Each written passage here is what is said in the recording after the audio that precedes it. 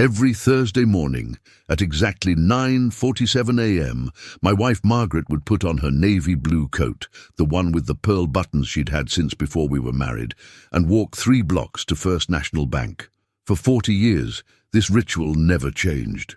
Rain, snow, scorching summer heat, it didn't matter. Thursday was bank day, and Margaret was nothing if not consistent. She'd leave our modest brick house on Maple Street, her brown leather purse clutched under her arm, and return precisely 1 hour later with the same quiet smile she always wore. "Just taking care of some business, Henry," she'd say if I asked, which, truthfully, I rarely did. After 4 decades of marriage, you stop questioning the small routines. They become as natural as breathing, as unremarkable as the sunrise. Margaret had her Thursday bank visits. I had my Sunday morning golf games and my Wednesday poker nights with the boys from the factory where I'd worked for 37 years before retiring. We were comfortable, predictable, safe. Our life together had been built on these kinds of dependable patterns. We'd raised 2 children in that house. Michael, now a dentist in Seattle with his own practice and 2 teenage children, and Rebecca, a high school teacher in Boston who'd married a lawyer and given us 3 beautiful grandchildren.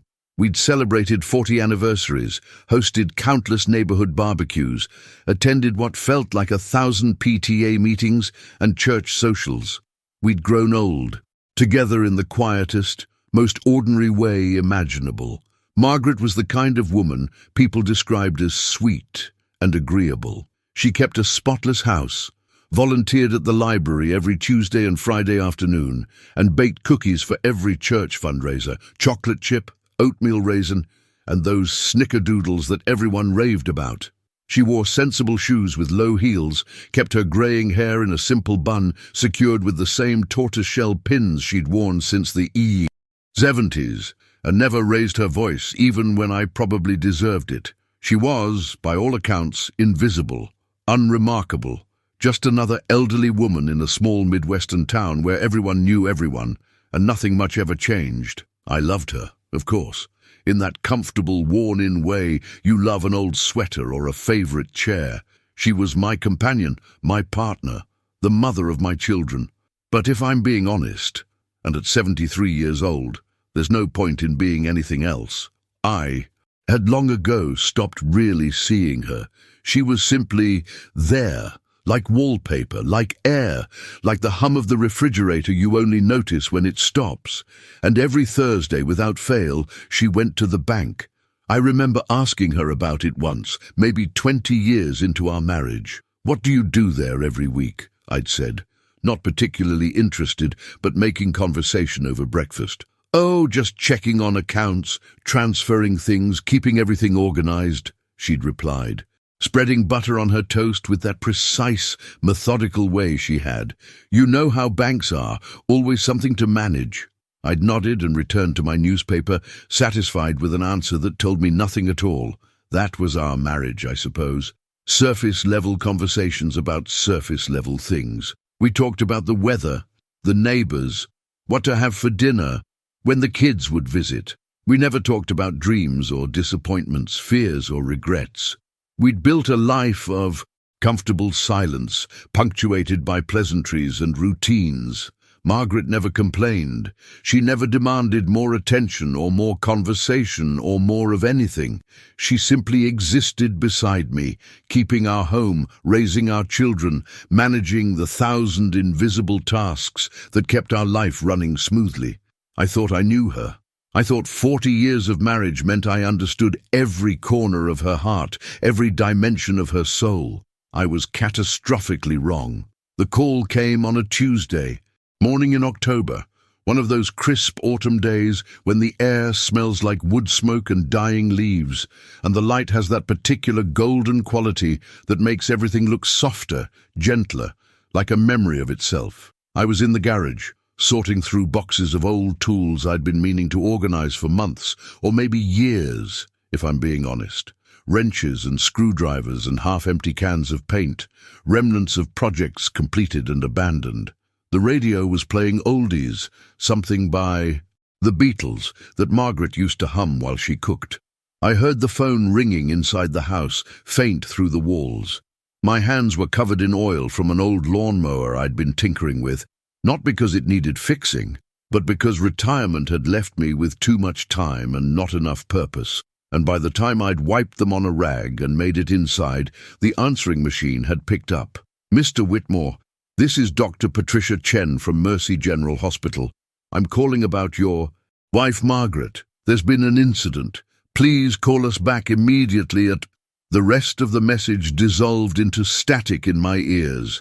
My hands were shaking so badly I could barely dial the number. The nurse who answered transferred me to Dr. Chen, and her voice, professionally calm, trained in delivering devastating news, told me what I already knew in my bones.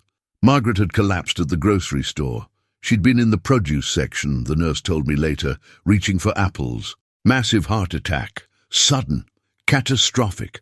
By the time the other shoppers realized something was wrong, by the time someone called 911, by the time the paramedics arrived and transported her to the emergency room, by the time the doctors had done everything they could possibly do, it was too late. She was gone. Just like that. Between the cereal aisle and the checkout line, between one heartbeat and the next, my wife of 40 years had simply stopped existing.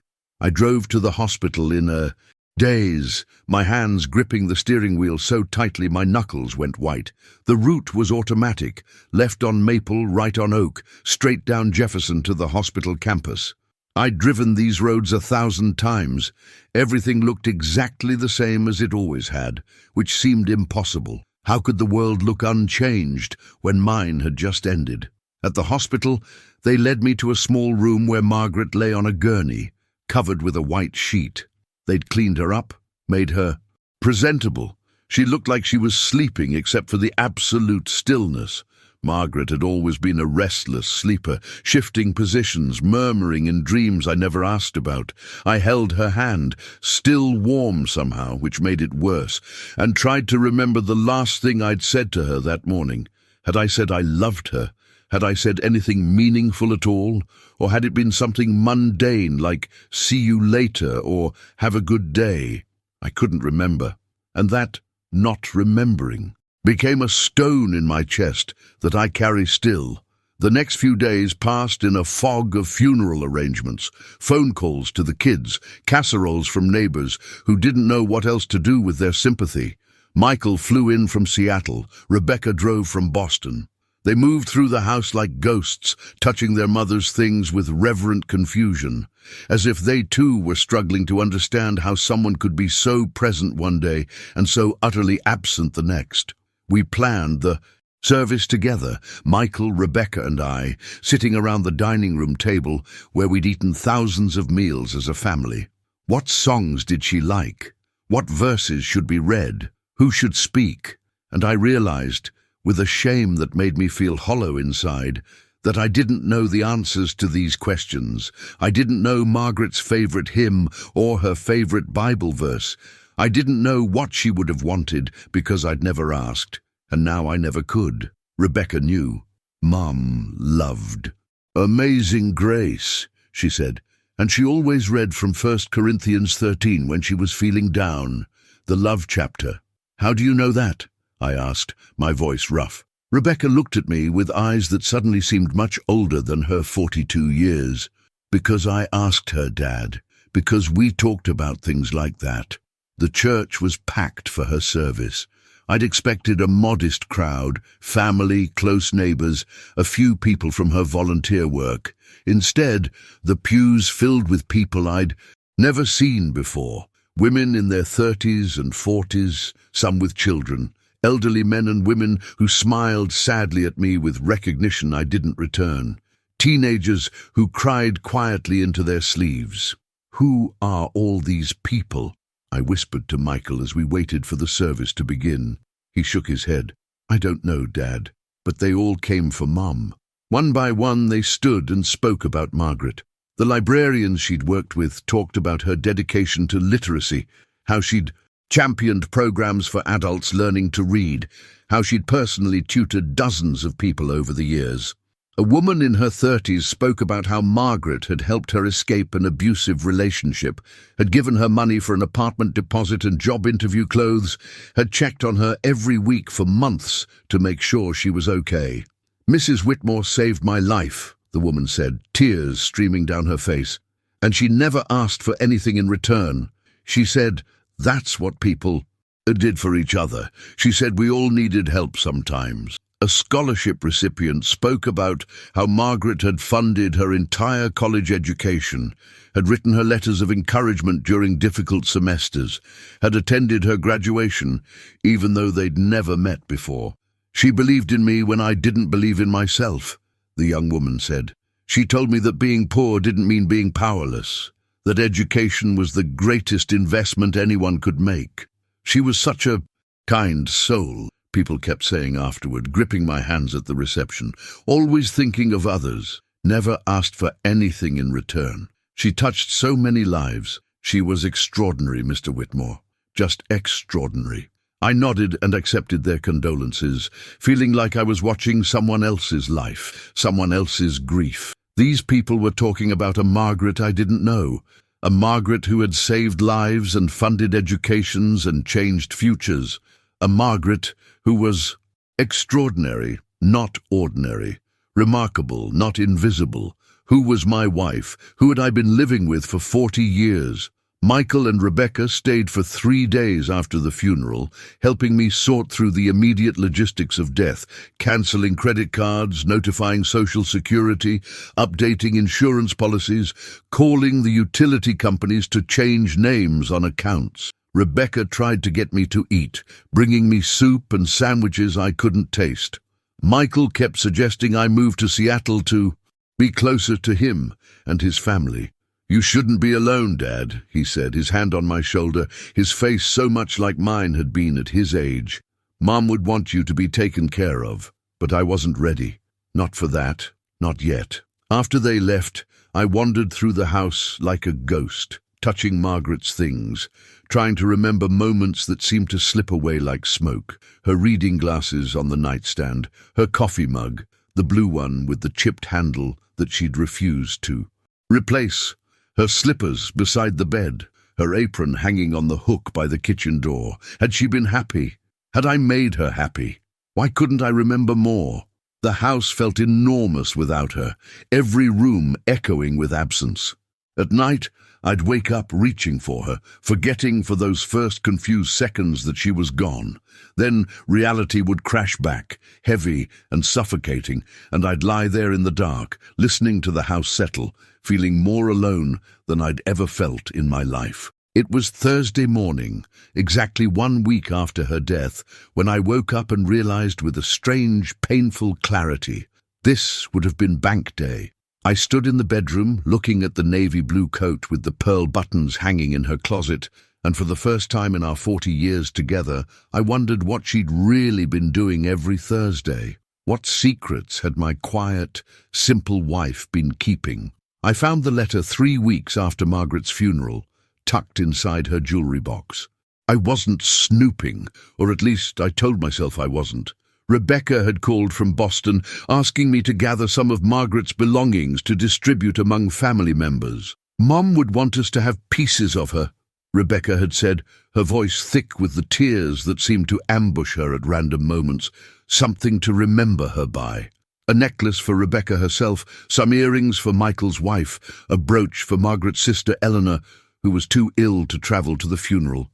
Simple things, pieces of costume jewelry and sentiment, the small treasures of a modest life. The jewelry box sat on Margaret's dresser, a simple wooden box with a carved rose on the lid. I'd given it to her on our 10th anniversary, along with a pair of pearl earrings I'd saved 3 months to afford. She'd smiled that quiet smile and kissed my cheek and said it was lovely, that I shouldn't have spent so much. I'd felt quite proud of myself at the time, believing I'd chosen well, that I'd pleased her. Now, opening that box, I wondered if she'd really loved it, or if that smile had been another kindness, another small sacrifice she'd made to preserve my pride. Inside were the modest pieces I expected.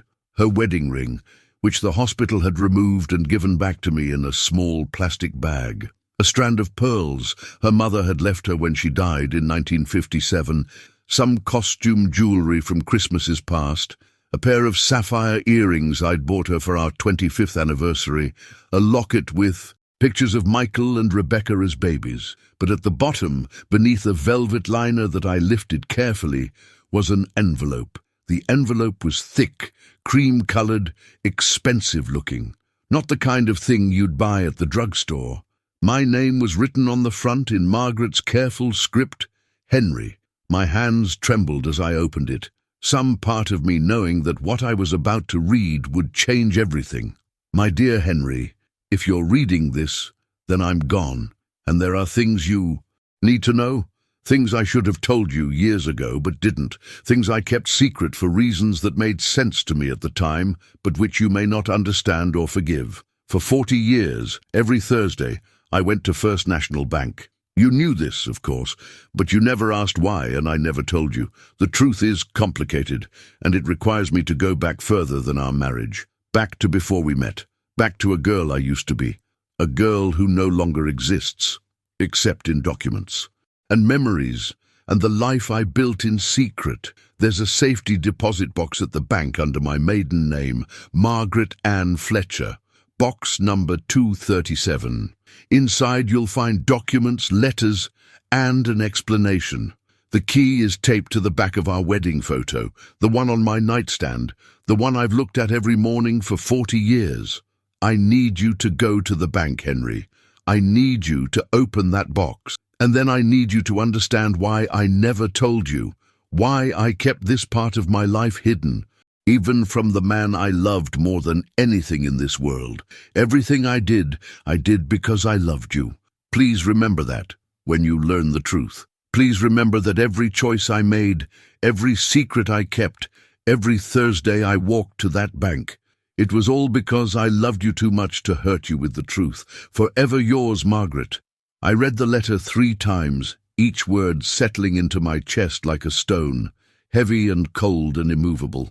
What secrets could Margaret possibly have had? Sweet, quiet, predictable Margaret, who spent her days reading to children and baking cookies and keeping our house in perfect order. Margaret, who never raised her voice, never demanded anything, never seemed to want more than the simple life we'd built together. What truth could possibly hurt me? I looked at our wedding photo on her nightstand, both of us so young, so impossibly young. Margaret in her simple white dress with the lace sleeves she'd sewn herself, her hair dark and glossy, her smile shy and genuine. Me in my rented tuxedo, my hair slicked back, my arm around her waist, both of us smiling into a future we thought we understood. We'd been married at Holy Trinity Church on a Saturday afternoon in June 1959. The reception had been in the church basement, punch and sheet cake, and Margaret's aunt playing piano. We'd danced to Unforgettable, and I'd thought I was the luckiest man alive. I'd thought I was rescuing her in a way, giving her a home, a purpose, a future. I'd thought I was the provider, the strong one, the man who would take care of her forever. With shaking fingers, I turned the frame over and peeled back the paper backing. There, taped carefully to the cardboard, was a small brass key. Thursday morning, bank day. I barely slept the night before, lying awake in the dark, staring at the ceiling, Margaret's letter on the nightstand beside me. Every time I closed my eyes, I saw her face, not as she'd been at the end, grey-haired and wrinkled and quiet, but as she'd been in our wedding photo, young, mysterious, full of secrets I'd never thought to uncover. I dressed carefully that morning, putting on my good pants and the blue sweater Margaret had always said brought out my eyes. I don't know why it mattered, but it did. I put the brass key in my pocket, where it felt heavy as a stone. I walked the same 3 blocks Margaret had walked for 4 decades, my hands buried in my coat pockets, the key clutched in my right palm. The October air was crisp, leaves crunching under my feet, the sky that particular shade of grey that promises rain, but never quite delivers. Everything looked the same as it always had. Mrs. Henderson's house with the overgrown rose bushes, The Johnsons' yard with the tire swing hanging from the old oak tree, the corner where Maple Street met Main, and the town really began.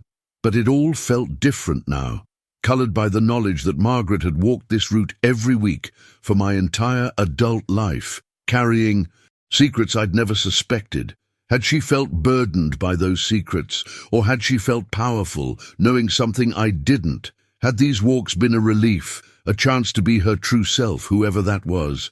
Or had they been another sacrifice, another duty, another part of the performance she'd apparently been giving for 40 years? First National Bank was housed in a stolid brick building that had stood on Main Street since 1923.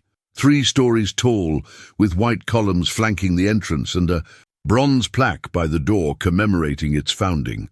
I'd been inside perhaps half a dozen times in 40 years. To open our joint checking account when we first married, to get a mortgage for the house, to set up a small savings account for the grandchildren's Christmas money. Margaret had handled most of our banking. "I don't mind," she'd always said. "I'm good with numbers and you work such long hours." I'd been grateful, honestly. One less thing to worry about, one less errand to run.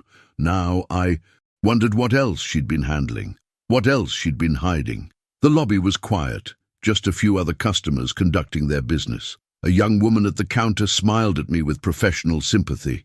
Word had clearly spread about Margaret's death. Small towns are like that. Everyone knows everything, or thinks they do. "Mr. Whitmore," she said softly, "how are you holding up?" "I'm managing. Thank you, Sarah." I'd known her parents. She'd been in Rebecca's class in high school, had come to our house for sleepovers and birthday parties.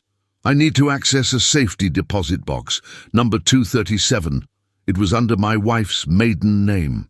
Something flickered across Sarah's face. Recognition, concern, foreknowledge. But she quickly composed herself into professional neutrality. "Of course, let me get Mr. Patterson for you. He handles the safety deposit boxes."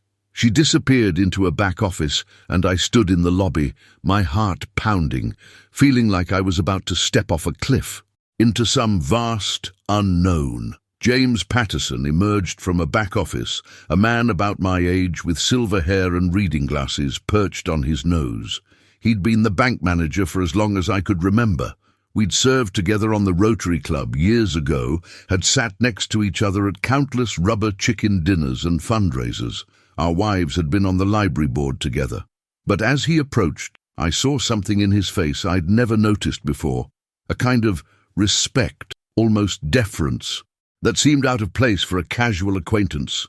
"Henry," he said, extending his hand. His grip was firm, but his eyes held something I couldn't quite read. Sympathy, caution, guilt. "I'm so sorry about Margaret. She was a remarkable woman, truly remarkable." The way he said it, with weight, with meaning, made my skin prickle. "Thank you, James." I showed him the key. "I need to access box 237.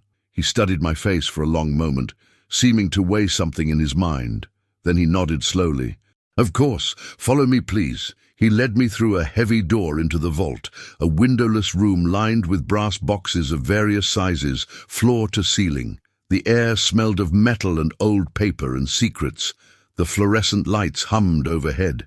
It felt like being in a tomb. James located box 237, one of the larger ones I noticed, and inserted his master key, then gestured for me to insert mine. The locks turned with a smooth, well-oiled click. How many times had Margaret stood in this exact spot, opening this exact box? Hundreds? Thousands? "I'll give you privacy," James said quietly, his hand on my shoulder. "Take all the time you need, Henry. And whatever you find in there, whatever Margaret wanted you to know, she loved you. I hope you'll remember that." He left, closing the vault door behind him, and I was alone with my wife's secrets. The box slid out smoothly, heavy with whatever it contained. I carried it to a small private room, barely larger than a closet, with a single chair and a narrow table, and closed the door. For a long moment I just stared at it. Then, with trembling hands, I opened the lid. The box was full of papers, legal documents, investment statements, bank records, letters, Layers and layers of a life I'd never known existed, organized with Margaret's characteristic precision into labeled folders and envelopes. On top was another envelope with my name on it, this one unsealed. Inside was a letter in Margaret's handwriting, dated just 2 months ago, September 15th, a Thursday. Henry, I'm writing this because I'm not feeling well lately, and I've been thinking about what happens when I'm gone. The doctor says my heart is weak. I suppose that's fitting in a way. I've spent 40 years protecting yours, and now mine is giving out. Where do I even begin? Before I met you, I was Margaret Ann Fletcher, the only child of Robert and Catherine Fletcher. My father owned Fletcher Manufacturing. You might remember it. They made industrial parts, ball bearings and gaskets and precision components. Employed about 200 people at its peak. It was a good business, a profitable business, and it was the center of my father's life. When my father died suddenly of a stroke when I was 23, the business came to me. My mother had passed 2 years earlier from cancer, and I was his sole heir. Overnight, I became the owner of a manufacturing company, a young woman in a world of men who thought I had no business being there. They were wrong.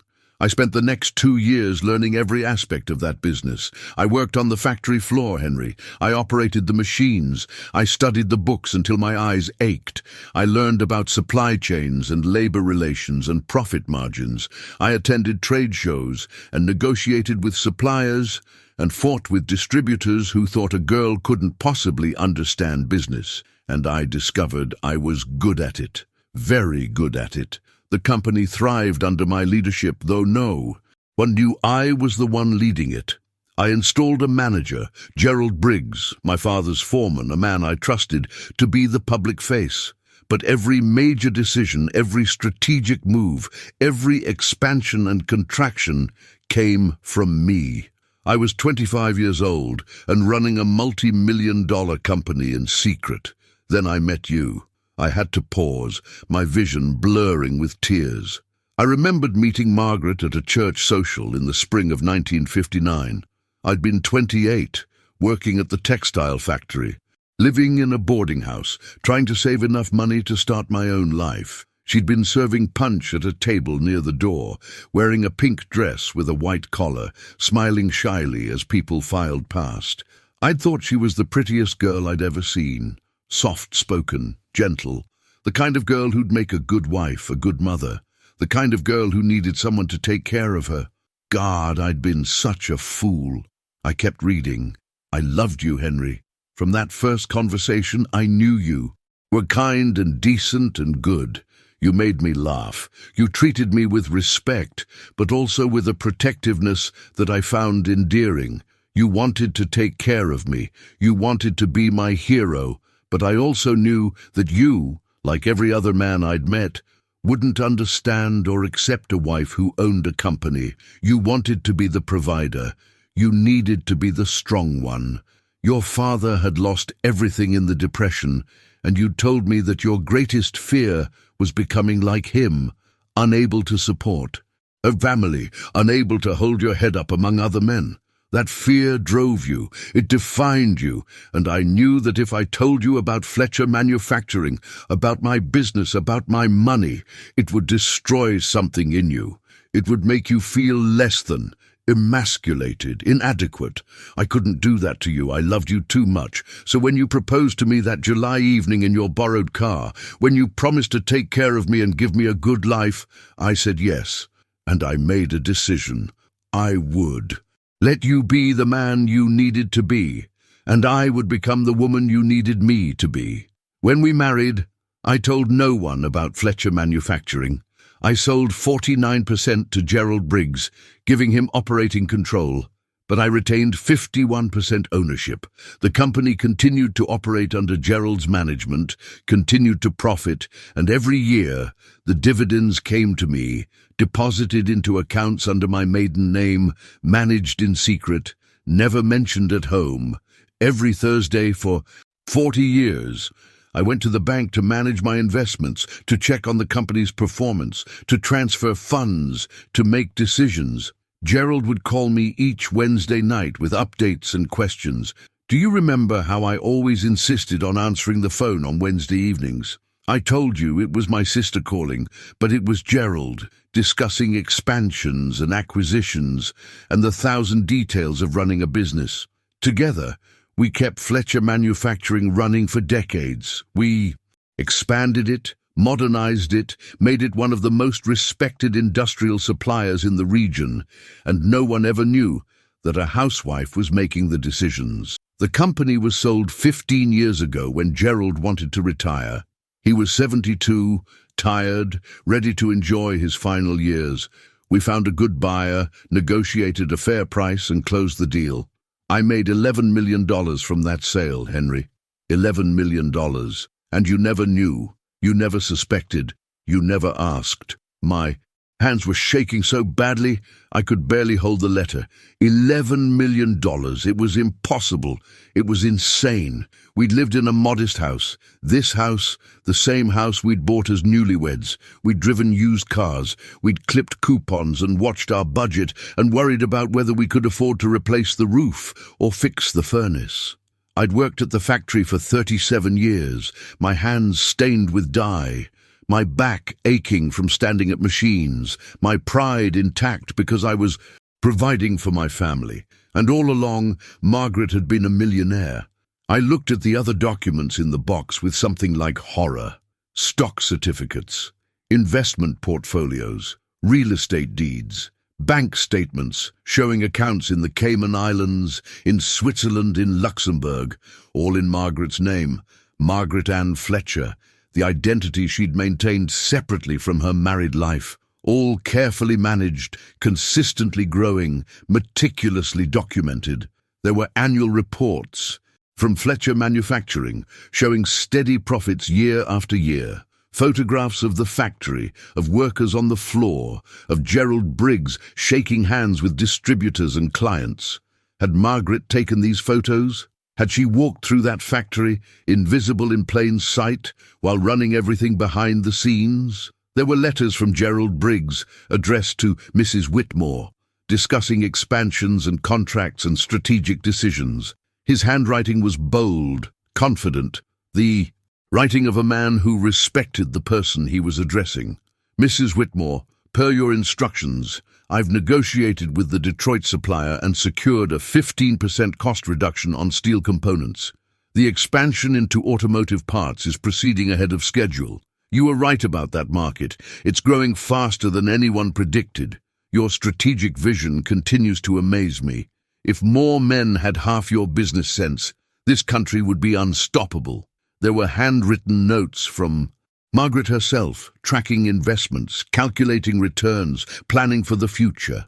Her handwriting, so familiar from grocery lists and birthday cards, analyzing market trends, evaluating risk, making decisions that involved millions of dollars. My wife, my quiet, simple wife, who'd never finished college because we'd gotten married, who'd spent her days cooking and cleaning and volunteering, who I'd thought had no ambitions beyond our small domestic life. She'd been a business genius, a strategic mastermind, a woman who'd built and maintained a fortune while pretending to be nothing more than a homemaker. The letter continued, and I forced myself to keep reading, though every word felt like a knife. I know what you're thinking, Henry. Why didn't I tell you? Why did I let you work at the factory for 37 years while I had millions sitting in banks? Why did I let you worry about retirement, about the mortgage, about the kids' college funds, about whether we could afford a new car? The truth is complicated, and it has to do with who you were, who we both were, and the times we lived in. When we married in 1959, the world was different. A woman's place was in the home. A man's worth was measured by his ability to provide. If I had told you about the money, about the company, about what I was doing every Thursday, what would have happened? You would have insisted I sell everything. You would have taken over the management, or you would have refused to touch my money, insisting on supporting us with your own earnings, watching that money sit unused while you broke your back at the factory. Or worse, it would have destroyed us. You would have felt diminished, emasculated, Every argument would have been colored by the knowledge that I was the one with the real power. Every decision would have been poisoned by resentment. I couldn't do that to you, Henry. I couldn't do that to us. So I made a choice. I let you be the man you needed to be while I quietly managed. Our real financial security in the background. Do you remember the year Michael needed braces? You were so worried about the cost. You worked double shifts for 3 months to pay for them. You were so proud that you could afford it, that you could take care of your son's needs. I'd already set aside money for those braces, Henry. When the orthodontist's bill came, I paid it from my accounts and made sure the receipt showed your name. You never knew. Do you remember when the factory almost closed in 1973? The owners were going to relocate to Mexico, and you would have lost your job. You were terrified. We had 2 children in school, a mortgage, responsibilities. You barely slept for weeks. I called in favors, Henry. I connected the factory owners with suppliers I knew, negotiated contracts that made staying local profitable, essentially saved 200 jobs, including yours. And I did it all through intermediaries, so you'd never know. The miracle that kept that factory open, that was me. Do you remember the unexpected bonuses you'd get sometimes? The times your supervisor would call you in and say the company was giving out extra money for good performance. I arranged those, Henry. I funneled money to your supervisors, to the company accountants, with instructions to pass it along to you in a way that preserved your pride. Do you remember when Rebecca wanted to go to that expensive college in Boston?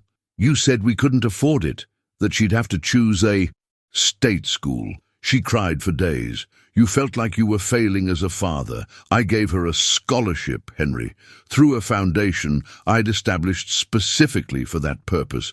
She thinks she earned it through merit, and she did. She's brilliant.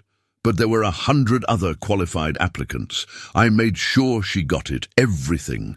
Everything you thought you were providing through your hard work and sacrifice, I was supplementing in secret. Not because your work didn't matter. It did, Henry. It mattered so much, but because I needed you to feel capable and strong, and I had the resources to make that possible. I was your invisible safety net, catching you every time you stumbled, making sure you never knew you were falling. I put the letter down, my chest so tight I could barely breathe. The shame was overwhelming, crushing, suffocating. My entire adult life had been a lie. Every moment of pride, every accomplishment, every time I'd felt like a good provider, a good husband, a good father. It had all been manufactured. Margaret had been pulling strings behind the scenes, making sure I succeeded, making sure I never failed, protecting my fragile ego while I remained blissfully, stupidly unaware. I thought of all those double shifts I'd worked, all those years of aching joints and tired muscles and the smell of factory chemicals, all that time away from my family, from my children, from my wife, time I could never get back. I'd thought I was sacrificing for them, providing for them, but I'd been redundant, unnecessary, playing at being the breadwinner while the real breadwinner watched silently, making sure I never discovered the truth. The humiliation was physical, visceral. I felt it in my stomach, in my throat, in the burning behind my eyes. But there was more documents, more evidence of the secret life Margaret had lived. I pulled out a thick folder labeled Investments, Long Term. Inside were statements going back decades, showing a portfolio that would make professional investors weep with envy. Margaret had invested in tech companies in the 70s, long before anyone else saw their potential. She'd bought real estate in emerging markets. She'd diversified across sectors and countries with the kind of sophisticated strategy that required constant attention and deep understanding. Every Thursday, for 40 years, while I'd thought she was just checking on our modest savings account, there was another folder labeled Charitable Giving. Inside were receipts and letters spanning decades. Margaret had funded women's shelters, literacy programs, scholarship funds. She'd given away millions, quietly, anonymously, never seeking recognition. There were letters from people she'd helped, women escaping abusive relationships, single mothers going back to school, immigrants starting businesses. Letter after letter thanking an anonymous donor for changing their lives. This was the woman who'd spoken at Margaret's funeral. The woman who'd said Margaret saved her life. She hadn't been exaggerating. How many lives had Margaret touched? How many futures had she secured? And she'd done it all in secret, never mentioning it, never taking credit, never suggesting that her life was anything more than cooking and cleaning and volunteering at the library. There was a folder labeled Fletcher Manufacturing Final Reports. Inside were documents from the company's sale 15 years ago. Margaret had orchestrated it all, finding the buyer, negotiating terms, ensuring that every employee received severance packages far beyond what was legally required. Gerald Briggs had written her a final letter. Mrs. Whitmore, now that the sale is complete and my role has ended, I want to thank you for 35 years of the most remarkable partnership I could have imagined. You were 25 years old when you inherited Fletcher Manufacturing, and everyone thought you'd run it into the ground within a year. Instead, you transformed it into one of the most successful companies in the region. Your strategic vision, your ethical standards, your refusal to sacrifice worker welfare for profit, these things set you apart. I've had the privilege of being the public face of your genius, and I hope I've represented you well, but I want you to know that I've never forgotten who was really in charge. You were the best boss I ever had, and the fact that almost no one knew you were the boss only makes your accomplishments more extraordinary. Enjoy your retirement, Margaret. You've earned it 1,000 times over. With deep respect and gratitude, Gerald. I read that letter 3 times, each word settling into my consciousness like a stone in deep water. Margaret had done all of this, built all of this, achieved all of this. And I'd never asked, never wondered, never looked closely enough to see the extraordinary woman hidden behind the facade of ordinariness. The final letter was the longest, written in Margaret's careful hand on cream-colored stationery. It was dated just 6 weeks before her death. Henry, by the time you read this, you'll have seen the documents. You'll know about Fletcher Manufacturing, about the investments, about the money. You'll know that our entire marriage was built on a foundation of secrets, and you'll be angry, or hurt, or both. You have every right to be, but I need you to understand something, even if you can never forgive me. I didn't keep these secrets because I didn't trust you.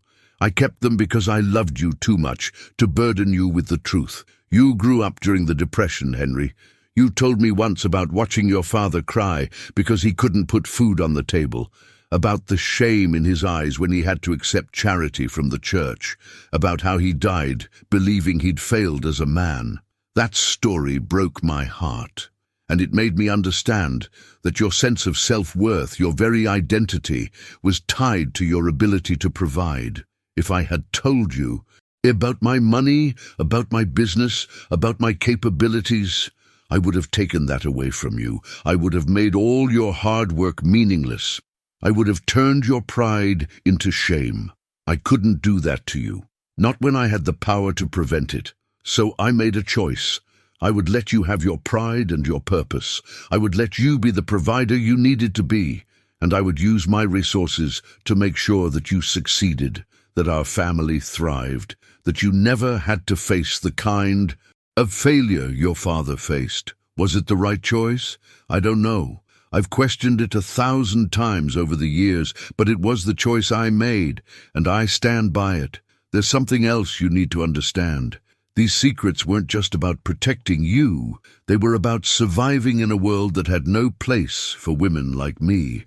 In 1955, when I inherited Fletcher Manufacturing, I was 23 years old. The company's lawyers tried to have me declared incompetent. They argued that a young woman couldn't possibly run a business, that the company should be put in a trust controlled by men until I married and my husband could take over. I fought them, Henry. I hired better lawyers. I proved my competence. I kept my company. But I learned something in that fight. The world would never accept me as I truly was. If I wanted to succeed in business, I had to do it invisibly. I had to let men take credit for my work. I had to hide my intelligence, my ambition, my capabilities behind a mask of feminine acceptability. So I became two people. In business, I was Margaret Fletcher, the invisible owner who made decisions through intermediaries. At home, I was Margaret Whitmore, the quiet wife who baked cookies and kept house.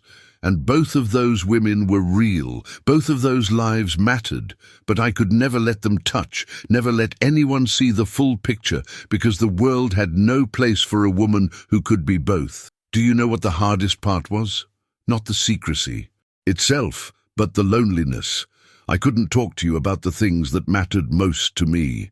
When I had a brilliant idea, when I closed a major deal, when I made an investment that paid off spectacularly, I couldn't share that joy with you. I had to keep it locked inside, celebrating alone in my head while pretending to care about what color to paint the kitchen. I couldn't tell my children about my real work. Michael and Rebecca grew up believing their mother was just a housewife, someone whose greatest accomplishment was raising them. They never knew I was funding their education, securing their futures, building a legacy that would protect them for generations. I couldn't tell my friends, I couldn't tell anyone. For 40 years, Henry, I carried this secret alone, and it was heavy, so heavy. But I carried it because I loved you, because I loved our family, because I believed that some sacrifices were worth making, even if no one ever knew you'd made them. Now you know the truth, and I need you to make a choice. You can be angry at me for lying. You can feel betrayed, diminished, emasculated. You can focus on what you perceive as my lack of trust, my lack of faith in your ability to handle the truth, or you can try to understand why I did what I did. You can see my secrets not as a betrayal, but as an act of love. You can recognize that I sacrificed my own need for recognition, my own desire to be seen and known and appreciated, so that you could have the life you needed. Both responses are valid, both are human. I won't judge you for whichever you choose, but I desperately hope that you'll try to see things from my perspective, that you'll understand that being strong enough to hide your strength, brave enough to let others take credit for your work, loving enough to sacrifice your own acknowledgement for another's peace. These things are their own kind of courage. I hope you'll see that I wasn't weak or passive or simple. I was strategic, deliberate, powerful in ways that the world refused to recognize. And I hope you'll understand that every Thursday, when I walked to that bank, I was thinking of you, of us, of the life we built together, the real life, not the one anyone else saw.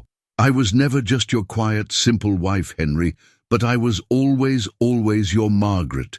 I loved you from the moment I met you until the moment I died. Nothing else matters more than that. Forgive me if you can. Remember me if you can't. Forever. Yours, Margaret. I sat in that small room for what must have been hours, the letter in my hands, tears streaming down my face. I cycled through every emotion: anger, humiliation, betrayal, grief, awe, gratitude, love. They crashed over me in waves, each one leaving me more exhausted than the last. My wife had been extraordinary, brilliant, strategic, more capable than I'd ever been or could ever be. And I'd never seen it, never asked, never wondered. I'd been so comfortable in my role as provider, so secure in my understanding of our relationship, that I'd never looked deeper. I'd taken her quiet nature as simplicity rather than discretion. I'd interpreted her lack of demands as lack of ambition rather than as strategic choice. I'd been, in short, exactly the kind of husband she'd feared I would be, the kind who couldn't handle the truth, the kind whose ego was so fragile it needed to be protected through 40 years of elaborate deception. And the worst part, the truly crushing part, was that she'd been right about me. If she'd told me the truth when we married, I would have reacted exactly as she'd predicted. I would have felt diminished. I would have insisted on being the real provider. I would have made our life about my pride rather than our partnership. Margaret had known me better than I'd known myself, and she'd loved me enough to protect me from my own limitations. When I finally emerged from that vault, James Patterson was waiting outside. He took one look at my face, which must have been a mess of tears and shock and existential crisis, and guided me to his office. "Sit," he said gently, closing the door behind us. "I'll get you some water." I sat in the chair across from his desk, numb and overwhelmed, while he brought me a glass of water and a box of tissues. "You knew?" I said. It wasn't a question. "Yes," he admitted, settling into his own chair. "I've been managing Margaret's accounts for 23 years, since I became bank manager. Before me, it was Robert Morrison. Before him, old Mr. Caldwell. We all knew. And you never said anything. It wasn't our place," he said simply. "Margaret made her wishes very clear. Her financial life was to remain completely separate from her domestic life. We honored that. Did everyone know? Was I the only fool who didn't know?" "No, Henry, no. Gerald Briggs knew, of course. He had to. And a few attorneys, accountants, people who managed specific aspects of her portfolio. But most of the world had no idea. That was the point. I drank the water, trying to collect myself. She was remarkable, wasn't she? She was one of the most remarkable people I've ever known," James said quietly. "The way she managed that company, the way she invested, the strategic decisions she made. I've seen professional fund managers with decades of experience who couldn't match her instincts." "Why are you telling me this now?" "Because you need to hear it," he said. "You need to understand that what Margaret did wasn't about not trusting you. It was about loving you enough to let you be who you needed to be, while she quietly made sure everything worked out." He leaned forward, his hands folded on the desk. "Henry, I want to tell you something.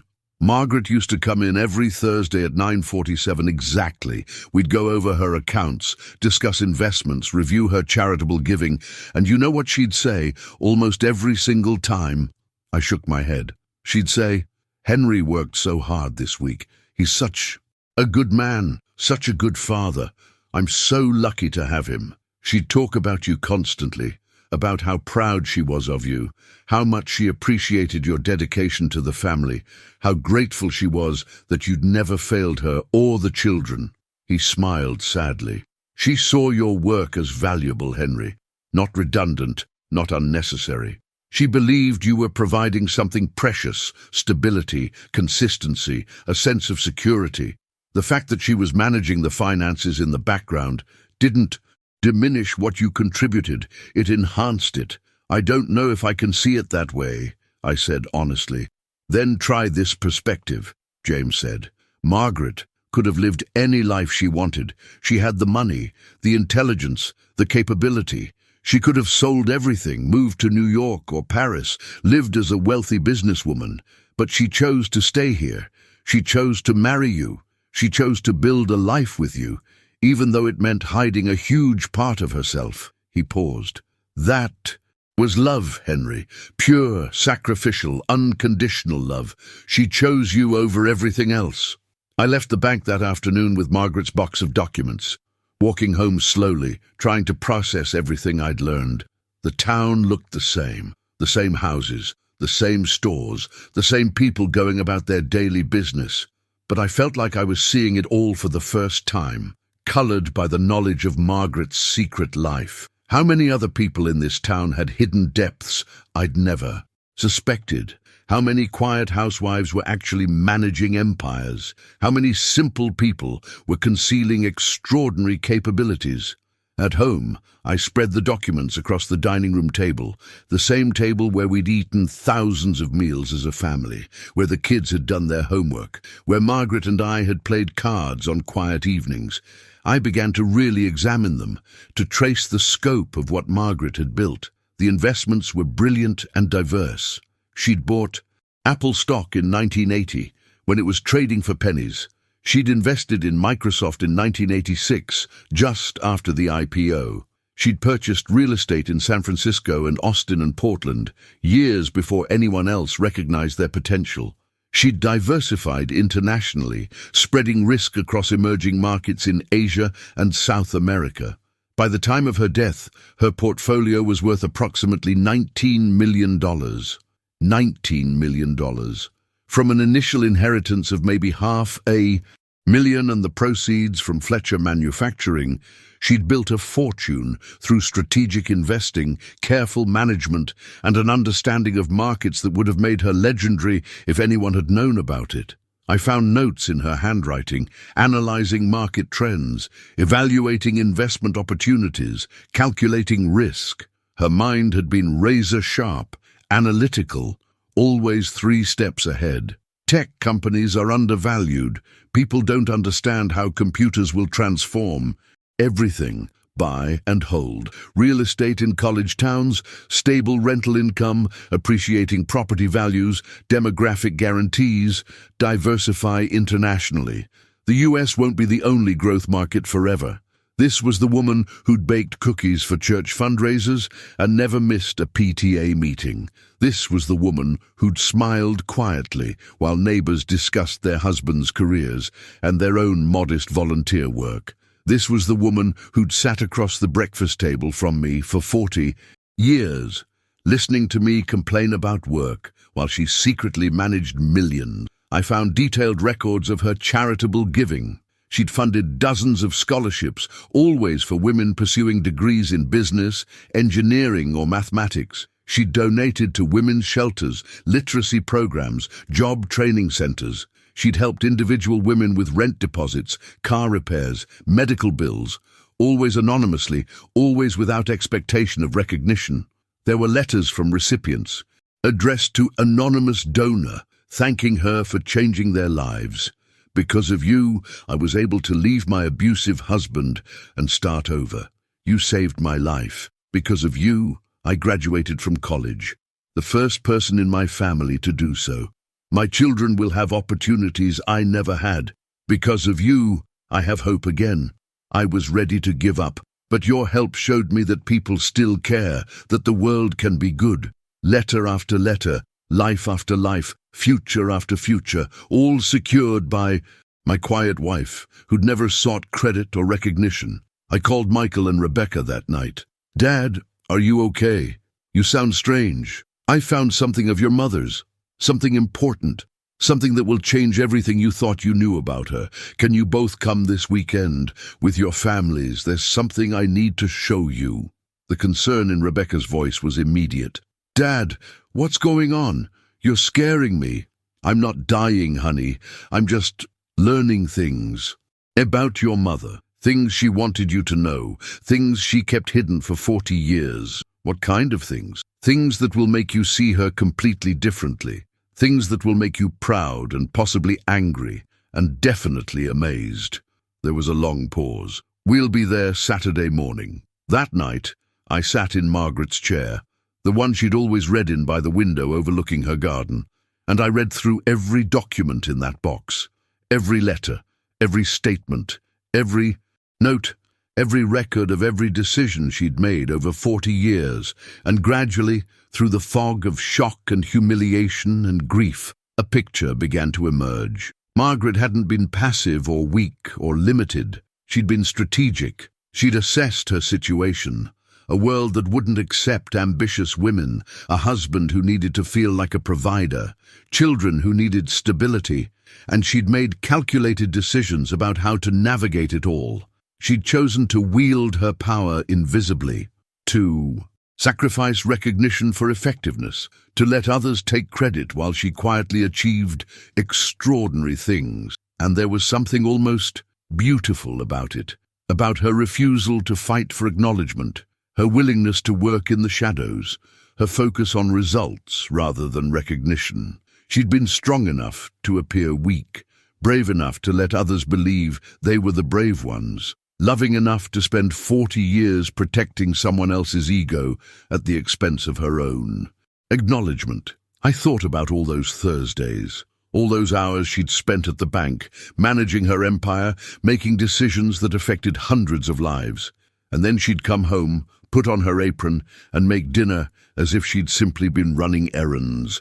The compartmentalization required for that must have been exhausting. The constant vigilance, the careful management of what she said and didn't say, the maintenance of two completely separate identities. No wonder her heart had given out. Saturday morning, Michael arrived from Seattle with his wife Sarah and their two teenagers, Emma and Jake. Rebecca drove from Boston with her husband David and their three children, Sophie, age 12, Owen, age 9, and little Maya, age 6. The house filled with noise and life and energy for the first time since Margaret's funeral. The grandchildren ran through the rooms, investigating, playing, reminding me why Margaret had loved them so fiercely. I gathered everyone in the living room. The adults sat on couches and chairs, the older grandchildren on the floor, the littlest ones in their parents' laps. Margaret's box of documents sat on the coffee table like Pandora's box, full of truths that would change everything. "Before I show you what's in here," I said, my voice unsteady, "I need to tell you something about your mother, about your grandmother, something I just learned myself, something that's been hidden for 40 years. And I told them everything. About Fletcher. Manufacturing. About the inheritance Margaret had kept secret. About the decades of management from the shadows, the brilliant investments, the fortune she'd built. About the millions she'd given away. About the trusts she'd established for them, for their children, for causes she believed in. About the woman behind the facade. Brilliant, strategic, powerful, sacrificing her own recognition so others could have their peace. Rebecca started crying halfway through. Michael sat in stunned silence, his face cycling through disbelief, shock, and something like awe. Their spouses looked at each other with wide eyes. The older grandchildren listened with open mouths. "Grandma," Emma finally said, her voice small, "our grandma did all this?" "Your grandmother," I said, my voice breaking, "was one of the most brilliant, capable people I've ever known, and almost no one knew it. She hid her light under a bushel, as the Bible says, because the world wasn't ready for women who shone too bright." Michael picked up some of the documents, studying them with an expression that mixed awe and confusion, and something that might have been anger. "Why didn't she tell us? Why didn't she tell anyone?" "Because she loved us," I said, "because she understood that sometimes the most powerful thing you can do is let others believe they're the powerful ones." "But that's—" Rebecca struggled for words. "That's not fair. She shouldn't have had to hide. She should have been celebrated. She should have been known." "Yes," I agreed. "But the world she lived in didn't celebrate women like her. It punished them. So she found another way. She built her empire in secret and used it to help others, to secure futures, to change lives. And she did it all without anyone knowing. We spent the rest of that day going through Margaret's papers, her plans, her legacy. The trusts she'd set up would ensure that the grandchildren's education was fully funded, every penny from preschool through graduate school, if they chose. Michael and Rebecca would each receive over $5 million in carefully structured trust funds. The charitable foundations she'd established would continue funding women's education and support services for decades. But more than the money, though the money was staggering, what emerged from those papers was a portrait of a woman who'd lived with extraordinary intentionality. Every donation had been researched carefully, with notes about why she'd chosen that particular organization, what need it filled, how the money would be used. Every investment had been made with both profit and ethics in mind. She'd refused to invest in tobacco, weapons manufacturers, or companies with poor labor practices, even when they were profitable. Every decision had been documented with notes about her reasoning, her values, her hopes for the future.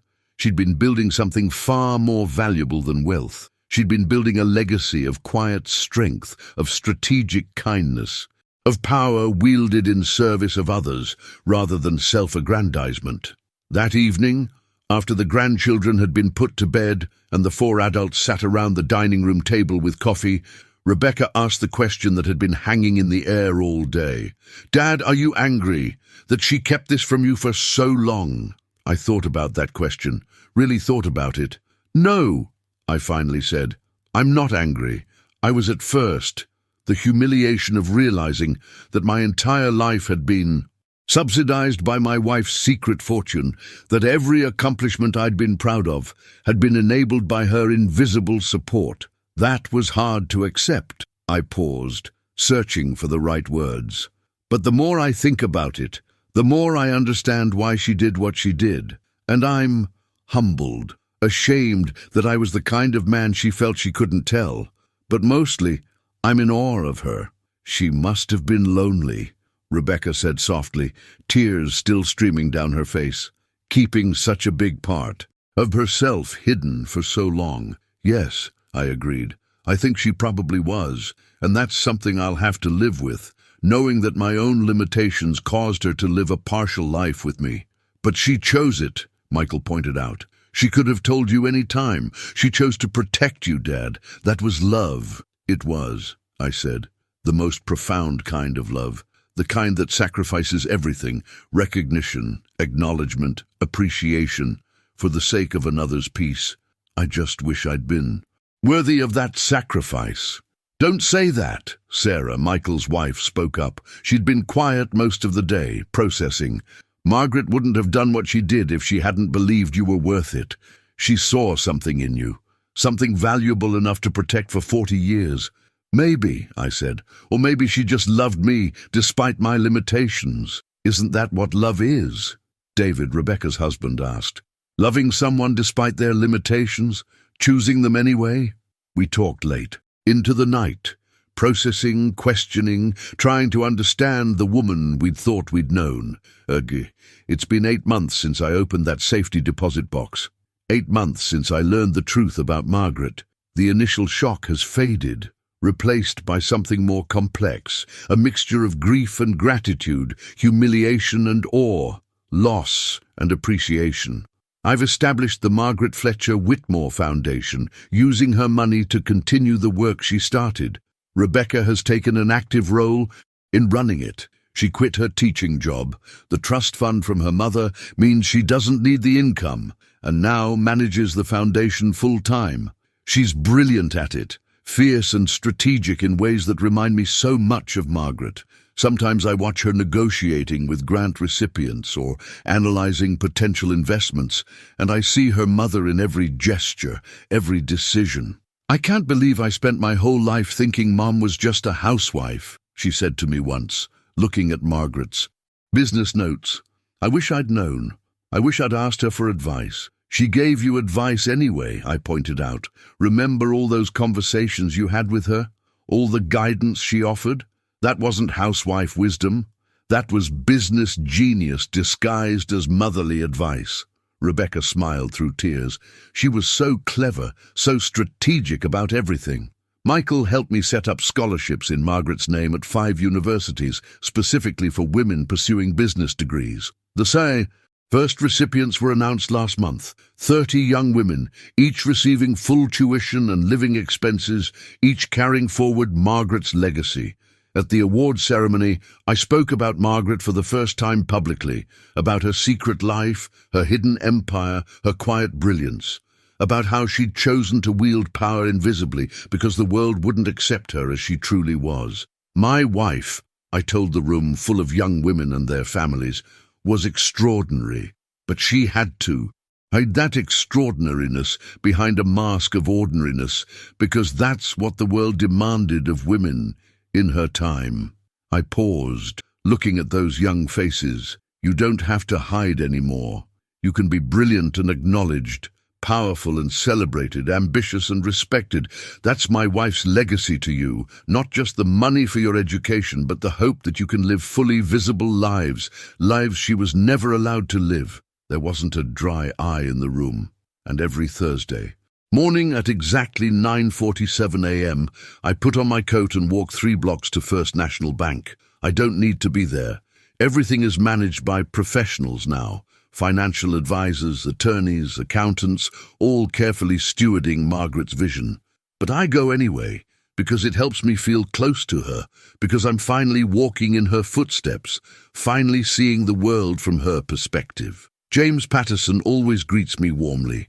We've become friends, bonded by our shared knowledge of Margaret's secret life. Sometimes we talk about her and he shares stories I never knew. She asked about you constantly, he told me once. Every week she'd want to know if there was any way to help you without you knowing. Could she arrange a bonus? Could she ensure your job security? Could she make your life easier? He smiled sadly. She loved you so much, Henry. Everything she did was for you. I've learned to see people differently now, to look beyond the surface, to ask questions, to wonder about the hidden depths in everyone I meet. The quiet elderly man at the grocery store who always buys expensive wine. I learned he's a retired symphony conductor, a world traveler who speaks 6 languages. The woman who cleans the church every Saturday. She has a PhD in philosophy and chose that work as a form of meditation. The teenager who bags groceries with his head down, never making eye contact. He's writing a novel that his English teacher says is brilliant. How many other Margarets are out there? How many people are living secret lives of capability and power, hidden behind society's expectations? The house feels different now. Not empty, but full of Margaret's presence in ways I'd never appreciated before. Her books take on new meaning, business biographies and financial guides mixed in with her novels. I read them now, trying to understand what she was thinking, what she was learning. I've found her careful handwriting in the margins of those books, notes and observations that show just how deeply she was thinking about everything. In a biography of Rockefeller, monopolies are efficient but unethical. Better to compete fairly and profit ethically. In a guide to investment strategy, the best investments benefit both the investor and society. Profit without purpose is hollow. In a book about women in business, someday this won't be unusual. Someday women won't have to hide. I've kept her navy blue coat with the pearl buttons hanging in the closet. Sometimes I touch it as I walk past, imagining her putting it on, preparing for another Thursday, another visit to manage her secret empire, while I remained obliviously at home. People in town still ask how I'm doing, if I'm lonely, if I need anything. I tell them I'm managing, that I'm learning to live with loss, but I don't tell them the whole truth, that I'm not just mourning my wife's death, but also mourning the person I never knew she was, mourning the conversations we never had, the partnership we might have built if I'd been different, stronger, less fragile, but I'm also celebrating her, finally, properly, for the extraordinary person she actually was, not the diminished version I'd been content to see. Last week, I received a letter from one of the scholarship recipients, a young woman named Jennifer, studying business at UCLA. Dear Mr. Whitmore, I wanted to write and thank you for the Margaret Fletcher Whitmore Scholarship. It's changed my life in ways I can't fully express. But more than the financial support, I wanted to thank you for telling us Mrs. Whitmore's story, for showing us that a woman could be brilliant and strategic and powerful, even when the world tried to make her small. My grandmother was like Mrs. Whitmore. She ran the family business for decades, but everyone thought my grandfather was in charge. She let him take the credit because that's what women did in her time.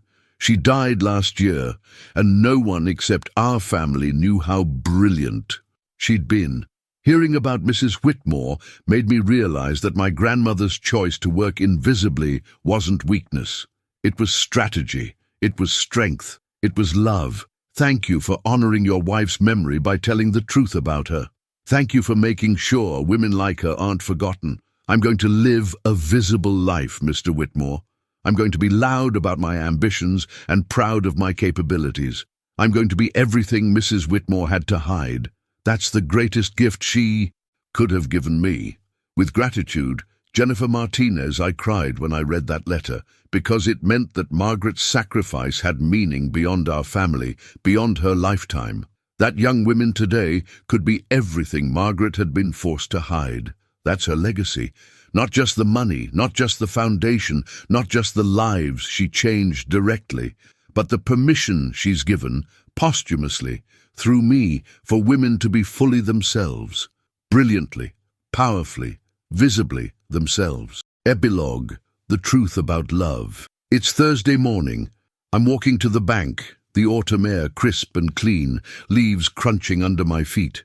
I'm 73 years old, a widower learning to live without the woman who defined my adult life. But I'm also learning something else. Learning to see the world the way Margaret saw it, with eyes that look beyond the surface to the depths beneath. Last night, I couldn't sleep. I kept thinking about everything, about Margaret's secrets, about the life we built, about what it all meant, and I realized something. Margaret didn't lie to me, not really. She showed me exactly who she was, every single day, in 1,000 small ways. I just wasn't paying attention. The way she read the Wall Street Journal every morning, absorbing information I assumed was beyond her interest. The way she'd pause sometimes, mid-conversation, with a faraway look in her eyes, calculating, strategizing, managing her empire in her head. The way she'd smile when the kids succeeded at something, a smile that held more than just parental pride. The way she'd touch that navy blue coat before she left on Thursdays, a small ritual that I'd thought was meaningless. She'd been showing me all along. I just never looked closely enough to see, and maybe that's the real lesson here. Not about the specifics of Margaret's secret life, but about the fundamental truth that every person we encounter, especially those we love, contains multitudes we'll never fully know unless we ask, unless we look, unless we wonder. How many people do we dismiss as simple or ordinary because we're not willing to look deeper? How many extraordinary stories are we missing because we're satisfied with surface-level understanding? How many Margarets are sitting beside us right now, hiding their brilliance behind socially acceptable facades, waiting for someone to ask the right questions? I reach the bank, and James greets me with his usual warm smile. "Morning, Henry. How are you?" "Today. I'm well, James, really well, actually. And I realize it's true. For the first time since Margaret's death, I feel something like peace. Not because I've accepted her death. I'll never fully accept that. Not because I've forgiven myself for being blind to her truth. That's a work in progress. But because I finally understand what Margaret was trying to teach me through 40 years of quiet example. That true strength doesn't announce itself. That power is most profound when wielded invisibly. That love sometimes means hiding your light so others can shine. That the most remarkable people are often the ones no one notices, and that every person we encounter, especially those who seem simple, quiet, unremarkable, might be carrying entire universes inside them that we're too blind or too self-absorbed to see. So this is my message to you. Whoever you are, reading or hearing this story, look again at the people in your life. Really look, ask questions, wonder about their secrets, their dreams, their hidden capabilities. Don't assume that quiet means simple. Don't assume that humble means limited. Don't assume that the person who serves you, supports you, stands beside you without complaint is anything less than extraordinary. Because somewhere right now, there's another Margaret, sitting quietly, going about her routines, keeping her secrets, managing her invisible empire, loving someone enough to let them believe they're the strong one. And that person, that quiet, underestimated person, might just be the most remarkable human being you'll ever have the privilege to know. If you're lucky enough to have someone like that in your life, don't wait 40 years to see them clearly. Margaret taught me that lesson too late. But maybe for you it's not too late at all. Ask questions, look deeper, wonder more. And if you're someone living a secret life of strength like Margaret did, know that your sacrifice, your quiet power, your hidden brilliance, it matters. It matters more than you know. It matters more than anyone sees. But it matters. You matter. Don't let anyone, including yourself, convince you otherwise. I finish my business at the bank and walk home slowly, savoring the autumn morning, thinking about Margaret, missing her with an ache that's become familiar. But I'm smiling too, because I finally see her. I finally understand her. I finally appreciate the magnitude of what she gave me, what she gave our family, what she gave the world. She was extraordinary, and I was blind, but now I see. And that's her final gift to me, the gift of truly seeing, finally, after 40 years.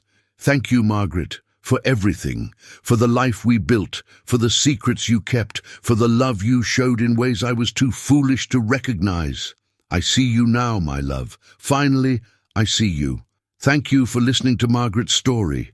If it moved you, please share it with someone who needs to hear it. Leave a comment telling me about the extraordinary people in your life that others might underestimate. And subscribe for more stories about hidden strength, quiet power, and the remarkable people we too often fail to see. Remember, the most powerful people in the world are often the ones no one notices. Until next time, keep looking deeper, keep asking questions, keep seeing people for who they really are. And if you're someone living a secret life of strength, like Margaret did, know that your sacrifice matters, your quiet power matters, your hidden brilliance matters. You matter, never forget that.